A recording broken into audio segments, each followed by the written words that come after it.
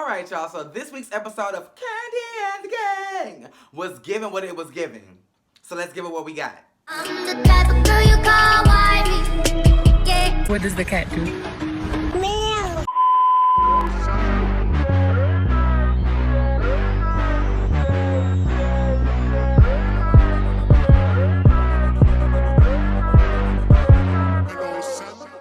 So the episode starts off with Patrick bringing his vegan girlfriend and her dry ass sideburns to OLG. And girl, don't act like you didn't see it. She thought she had taped them down, but they was like these.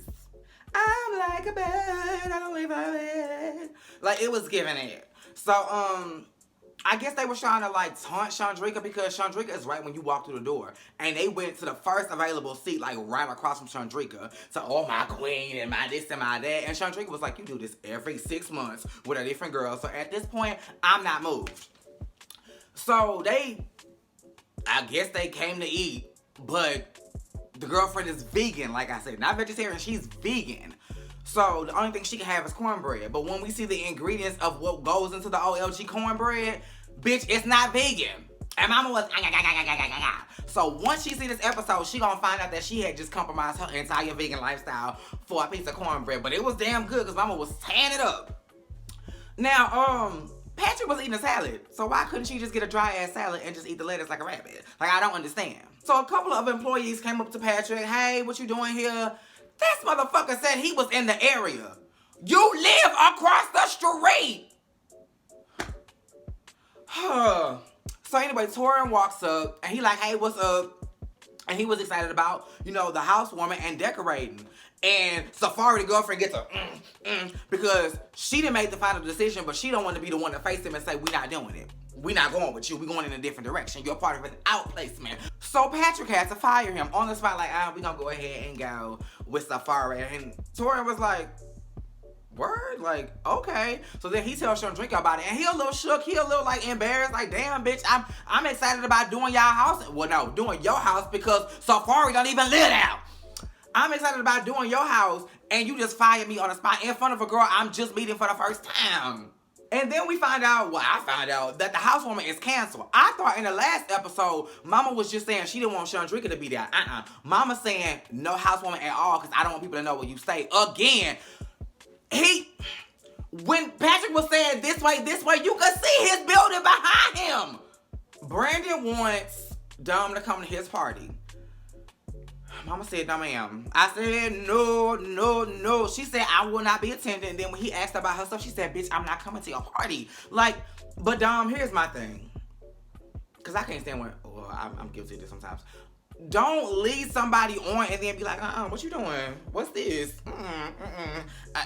Like, I can see you not kissing on the first day. Because, bitch, you got to give me more than a cookie to get this cookie. No, ma'am. But y'all, I think, child, this is what, the third or fourth episode. By this time, y'all have been acclimated with one another, bitch. This is over a period of time. These are not 4 consecutive days, girl. This is over a period of time. So y'all been dating, y'all been scooching, and y'all been hooching all this time. It's safe to say y'all are dating. Not exclusively, but bitch, it is what it is. And if this man is having his parents over and, it's familiar. It's not, friendly. This is family. And you, because I don't want no, girl, you can put all the ideas in his head on your own and you know what the hell you doing. But Brandon, slow down, because you are moving way too fast. I want you beside me. And in the scene, you telling your mama about, girl, Now, I'm with Dom on that one, girl. Whew. We just started talking a couple weeks, maybe a month or two. But we find out later in the episode, girl, you feeling that shit on the cool. Like, you doing all this, but you really feeling him, and you feeling this whole little thing he got going on with you. Philip calls Torin a diva. Y'all, I'm just gonna be real with y'all. I only brought this scene up to talk about how fine Andre is. That is a beautiful black man. His place is sexy, too. The town hall meeting. Okay, first things first.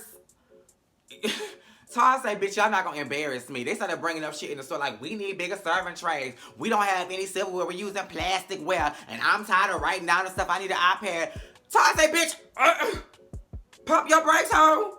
Because y'all ain't getting none of this shit. We want to know what y'all deal is with Philip. An iPad or two wouldn't hurt.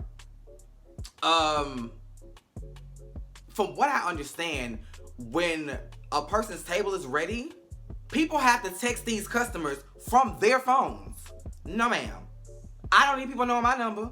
So unless we have like a work cell phone that we can go by, or, you know, stop being so cheap, Kandi. Buy them little buzzers that people can have.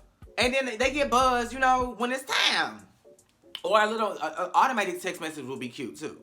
If y'all can set up like an automated system where, you know, 30 minutes before, you know, their reservation is set, like, they get a little text message, a little reminder. The DPS office, the DMV, they do it all the time. So anyway, they finally got on to Philip what they really wanted. And I didn't like the fact that they didn't have Philip there. I get that y'all want an unbiased, unfiltered opinion of him, but girl, he is just a part of this team with everybody else. But, oh, I wanted to call him Malik. What is that child's name? It starts with an M. The chef. He was like, I like Philip. I think he's doing a great job. And Torin was like, I'm glad you think so, because bitch, I had a horrible experience with him. And Don Juan was like, oh, because you would think you had. I'm like, oh girl, first of all, I love you, Kandi. And please don't fire me before I get the esteemed honor of working with you in the future. But Don Juan and the OLG did not need to be at this meeting. You had Brandon there as the manager. You had the two of you there as the owners. If you think of the OLG restaurant as a work of art, as a painting, the actual OLG is simply the muse. You know, like, they come and take pictures and, you know, greet the customers. They have nothing to do with the ongoing operations that happen in the back. Like, not from my knowledge. And Don Juan, it's just like, I get the show right here, man, but do he ever take a vacation? Do he got off time? Like, mama is around. And I just, I don't know. I just didn't think him coming for Torin like that. And it's just like, girl, I just had a bad experience with him. You don't have to call me out like that. And from my knowledge, and Don Juan had to correct the whole situation. I thought it was a direct contract situation with Kandi. I didn't know he was an OLG employee. Because he don't do shit. He's an event planner. So, would he need to be on the payroll? So they segue from Philip to like the overall vibe and, you know, attitude about the entire establishment. Patrick had already come to Kandi and told her everything Shawndreca had said. But when the floor was given, Shawndreca was like, Shawndreca was mom's the motherfucking word. And when Kandi was like, Shawndreca, no, it was Todd. Todd was like, Shawndreca, you got a mouth on you, girl, and you got an opinion in your heart. Speak now. And she was like, nah, I'm good. Baby, Patrick said, Judge, don't you bang go gabble, bitch. Patrick, you all right with me. Patrick is the type of person who, bitch, I'm a ride or die.